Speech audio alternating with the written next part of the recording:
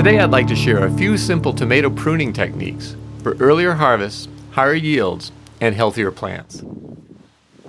It's important to know up front that these techniques only apply to indeterminate tomatoes, which are vining tomatoes that keep growing and putting out new suckers, buds, and fruit until killed by frost.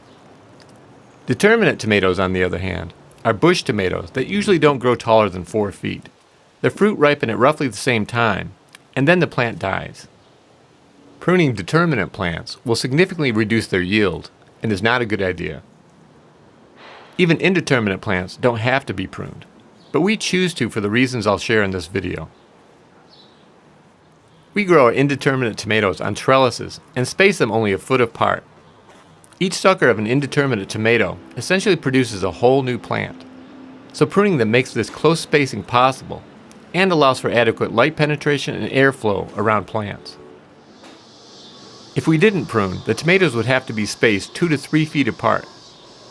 Though pruning can reduce the yield per plant, it allows us to grow more plants in a given area, thereby increasing our overall yield. Removing the extra growth also focuses more of the plant's energy on producing blossomed and ripening fruit, which can lead to an earlier harvest and larger fruit. We look to prune suckers that are developing below new blossoms. Here you can see a blossom growing off the main stem at the top of the frame, and just below there's a branch going off to the left, and a sucker growing diagonally between them. This is what we want to prune. It's best to prune suckers that are relatively small. Removing a more mature sucker would leave a larger wound, which could be more susceptible to infection. When identifying suckers, you can think of the sucker as an extra arm growing out of an armpit. The intersection between the main stem and the branch form the armpit, and the sucker is the extra arm growing out of it. To combat early blight and keep our plants healthy, we also prune all the leaves that hang within a foot from the ground.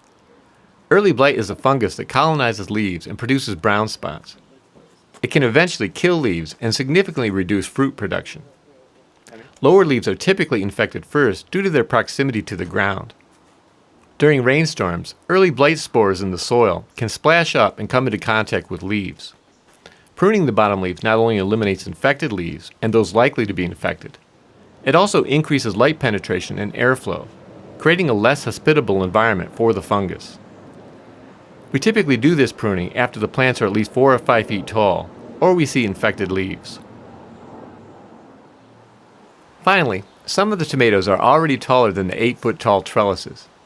If I don't top off the plants, they could very well be 12 feet tall by the first frost.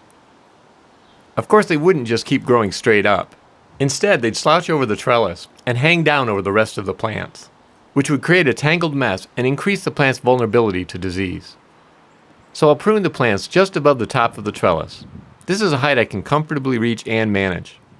Topping them off will also help the plants focus their energy on producing fruit, which is our ultimate goal after all.